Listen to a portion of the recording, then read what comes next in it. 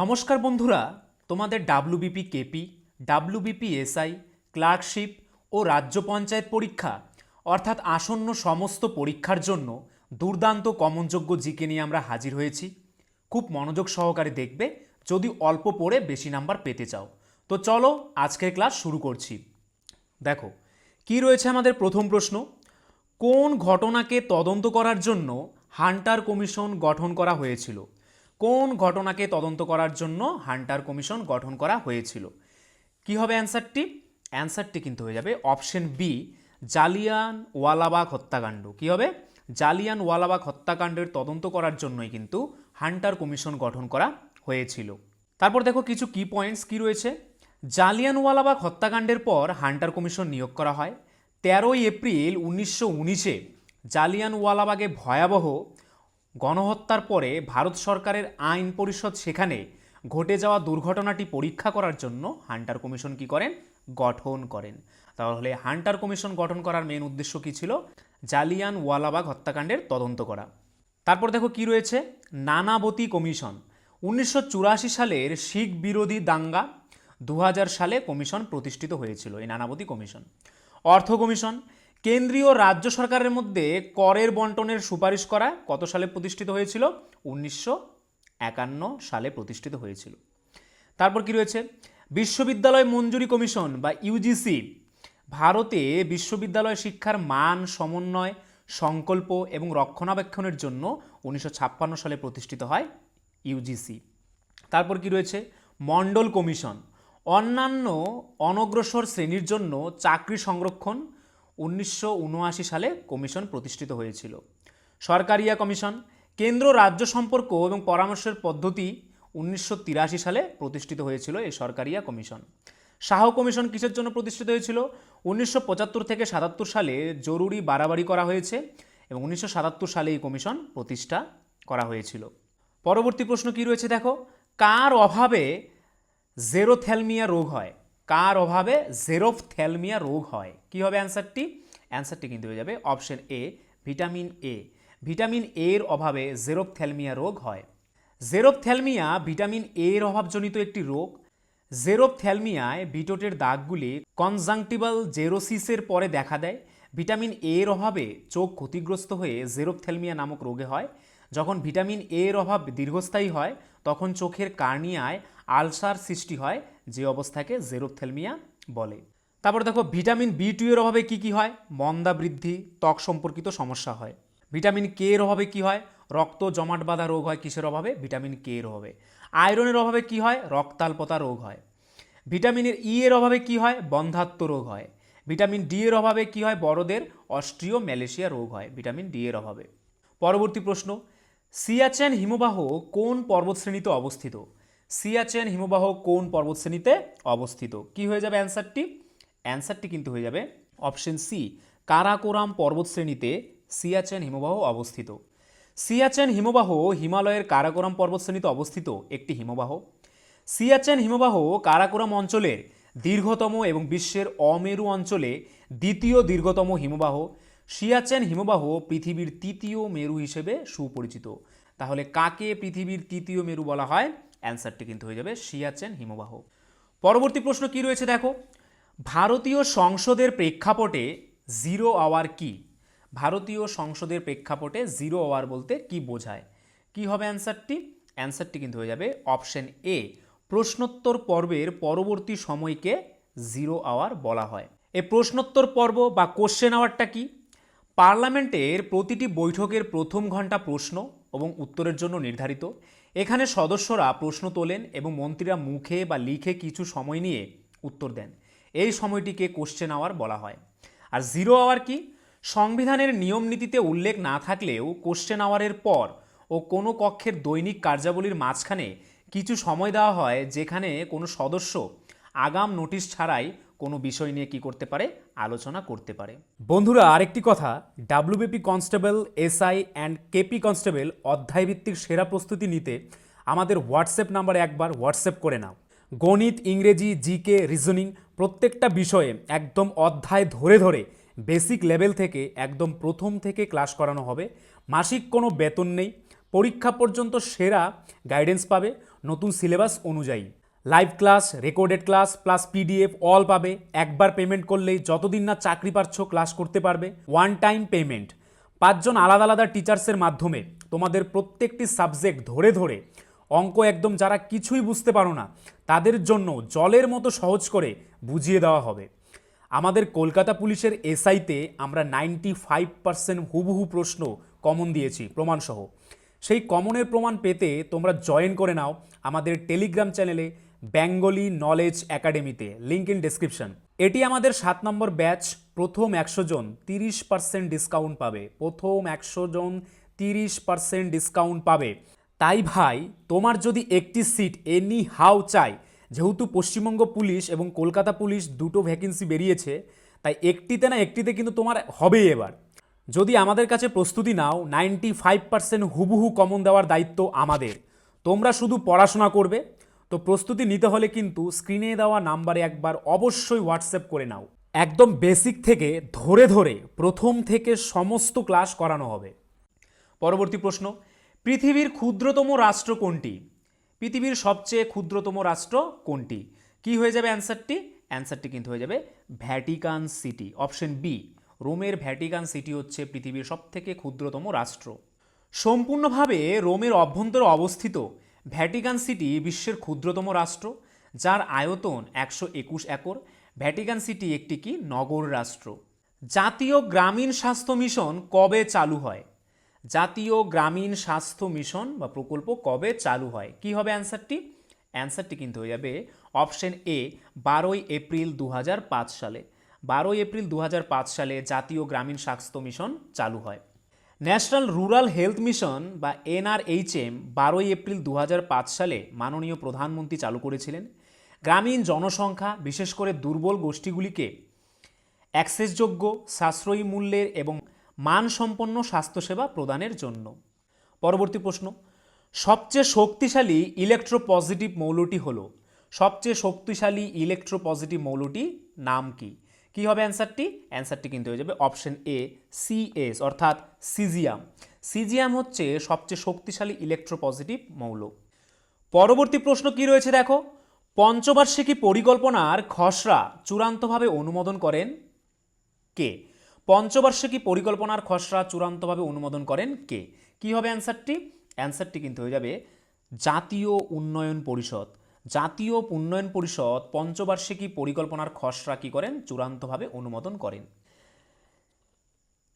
National development council বা NDC প্রধানমন্ত্রীর নেতৃত্বে সমস্ত মুখ্যমন্ত্রী এবং মন্ত্রিপরিষদ মন্ত্রীদের সাথে 5 বছর মেয়াদী নীতি অনুমোদনের চূড়ান্ত কর্তৃপক্ষ। পরিকল্পনা কমিশন ছিল ভারত সরকারের একটি প্রতিষ্ঠান যা ভারতের পঞ্চবার্ষিকী পরিকল্পনা তৈরি করে। 2014 সালে প্রধানমন্ত্রী শ্রী নরেন্দ্র মোদী পরিকল্পনা কমিশন ভেঙে দেওয়ার এবং এটিকে নীতি আয়োগ নামে একটি নতুন প্রতিষ্ঠানের প্রতিস্থাপন করার ঘোষণা দেন। পরবর্তী প্রশ্ন কি রয়েছে দেখো, কোনটি ভারতীয় মরুভূমির একমাত্র বড় নদী? কোনটি ভারতীয় মরুভূমির একমাত্র বড় নদী? খুবই ইম্পর্টেন্ট একটি প্রশ্ন। কি হবে অ্যান্সারটি? অ্যান্সারটি কিন্তু হয়ে যাবে অপশন সি, লুনি নদী। লুনি নদী ভারতীয় মরুভূমির একমাত্র বড় নদী। লুনি নদীর উৎপত্তি রাজস্থানের আজমির জেলার নাগ পাহাড় বা নাগা পাহাড় থেকে। লুনি আজমিরের কাছে আরাবল্লী রেঞ্জের পুষ্কর উপত্যকায় উৎপন্ন হয়েছে এবং থর মরুভূমির দক্ষিণ পূর্ব অংশ দিয়ে প্রবাহিত হয়েছে। এটি ভারতের মরুভূমির একমাত্র বড় নদী। এটি গুজরাটের কচ্ছের রণের জলাভূমিতে শেষ হয় বা মিলিত হয়। পরবর্তী প্রশ্ন কি রয়েছে দেখো, দীপাবলি ঘোষণা বা দীপাবলি ডিক্লারেশন কে করেন? কে দীপাবলি ঘোষণা করেন? কি হবে অ্যান্সারটি? অ্যান্সারটি কিন্তু হয়ে যাবে 1929 সালে লর্ড আরউইন দীপাবলির ঘোষণা করেন। কি হবে অ্যান্সারটি? লর্ড আরউইন, যেটি কত সালে ঘোষণা করা হয়েছিল? 1929 সালে। পরবর্তী প্রশ্ন, ভারতীয় সংবিধানের কোন ধারায় অর্থ বিলের সংজ্ঞা দেওয়া হয়েছে? ভারতীয় সংবিধানের কোন ধারায় অর্থ বিলের সংজ্ঞা দেওয়া হয়েছে? কি হবে অ্যান্সারটি? অ্যান্সারটি হয়ে যাবে ধারা 110, অর্থাৎ 110 নং ধারায় অর্থ বিলের সংজ্ঞা দেওয়া হয়েছে। পরবর্তী প্রশ্ন, সাবলাইমেশন কি? সাবলাইমেশন কি? কি হবে অ্যান্সারটি? অ্যান্সারটি হয়ে যাবে অপশন এ, কঠিনকে গ্যাসে পরিণত করার পদ্ধতিকে বলা হয় সাবলাইমেশন, অর্থাৎ ঊর্ধ্বপাতন। সাবলাইমেশনের বাংলা কি? ঊর্ধ্বপাতন। কঠিনকে গ্যাসে পরিণত করার পদ্ধতিকেই বলা হয় সাবলাইমেশন বা ঊর্ধ্বপাতন। নেক্সট, সুপ্রিম কোর্টের বর্তমান বিচারপতি কে? সুপ্রিম কোর্টের বর্তমান বিচারপতি কে? কি হবে অ্যান্সারটি? অ্যান্সারটি কিন্তু হয়ে যাবে option C, Dhananjaya Y Chandrachud. Dhananjaya Y Chandrachud হচ্ছে সুপ্রিম কোর্টের বর্তমান বিচারপতি। সুপ্রিম কোর্টের বিচারপতি হওয়ার জন্য হাইকোর্টে 10 বছর ওকালতি করার অভিজ্ঞতা থাকা বাঞ্ছনীয়, তাহলেই সুপ্রিম কোর্টের বিচারপতি হতে পারবে। পরবর্তী প্রশ্ন, ভারত কবে সম্মিলিত জাতিপুঞ্জের সদস্য হয়? ভারত কত সালে সম্মিলিত জাতিপুঞ্জের সদস্যতা লাভ করে? কি হবে অ্যান্সারটি? অ্যান্সারটি কিন্তু হয়ে যাবে 1945, অর্থাৎ 1945 সালে ভারত সম্মিলিত জাতিপুঞ্জের সদস্য হয়। স্বাধীনতার 2 বছর আগে 1945 সালে ভারত জাতিসংঘের সদস্য হয়। 1946 সালে এটি বৈষম্য, উপনিবেশবাদ, বর্ণবাদ এবং অন্যান্য বিষয় নিয়ে আলোচনা শুরু করে। 1953 সালে ভারতের প্রধান প্রতিনিধি শ্রীমতী বিজয়ালক্ষ্মী পণ্ডিত জাতিসংঘের সাধারণ পরিষদের প্রথম মহিলা সভাপতি হন। নেক্সট, ডিএনএ ফিঙ্গারপ্রিন্টিং কাকে চিহ্নিত করার জন্য ব্যবহার করা হয়? ডিএনএ ফিঙ্গারপ্রিন্টিং বা ডিএনএ টেস্ট কাকে চিহ্নিত করার জন্য ব্যবহার করা হয়? কি কি রয়েছে অপশনে দেখো, পিতামাতা, ধর্ষক, চোর নাকি সবকটি? কি হবে অ্যান্সারটি? অ্যান্সারটি কিন্তু হয়ে যাবে অপশন ডি, ওপরের সবকটি। ওপরের সবকটির জন্যই কিন্তু ডিএনএ ফিঙ্গারপ্রিন্টিং বা ডিএনএ টেস্ট করা হয়।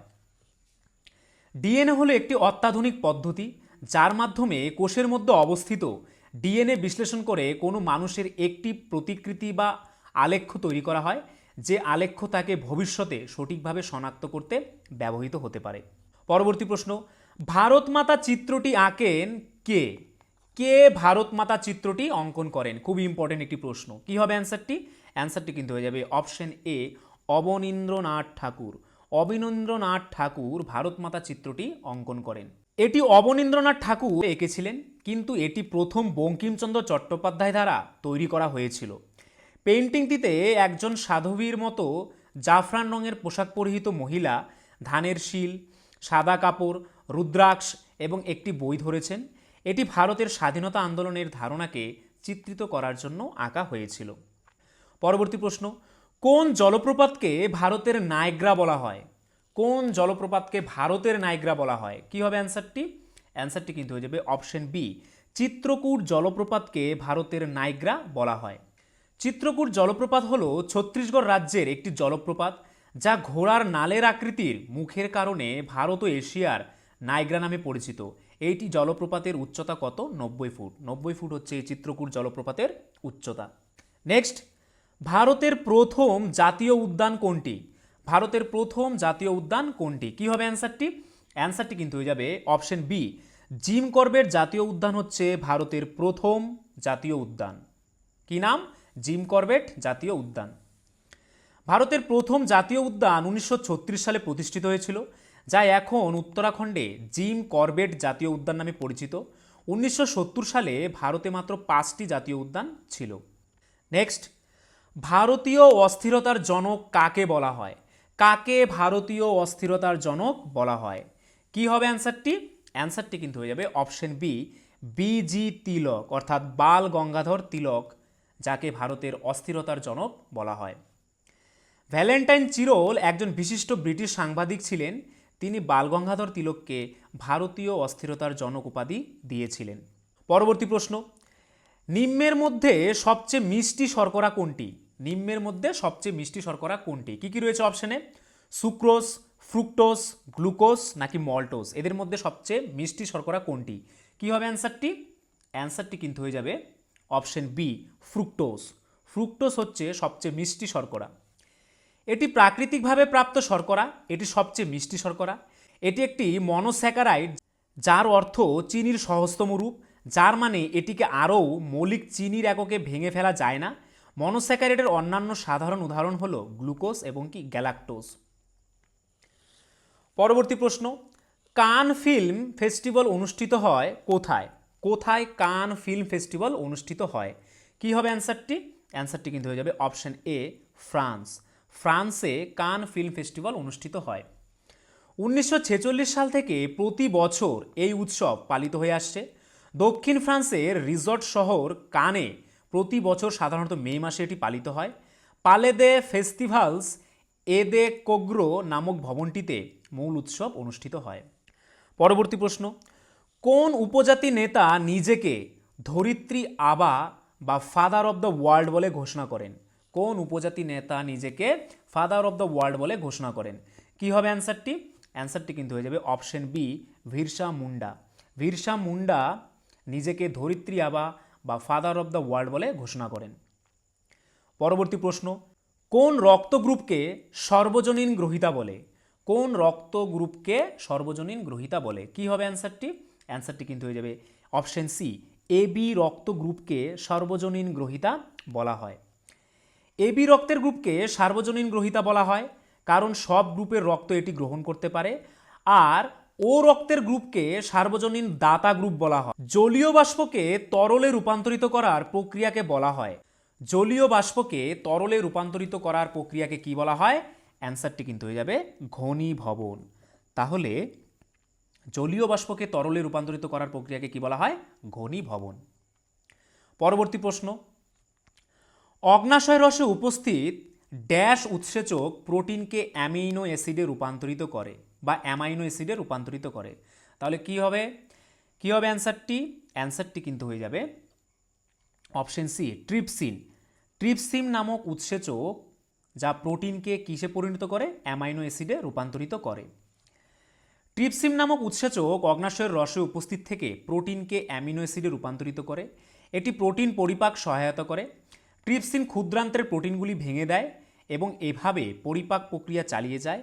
উল্লেখ্য যে এটি অগ্ন্যাশয়ের দ্বারা ট্রিপসিনোজেন নামক একটি নিষ্ক্রিয় রূপে উৎপাদিত হয়।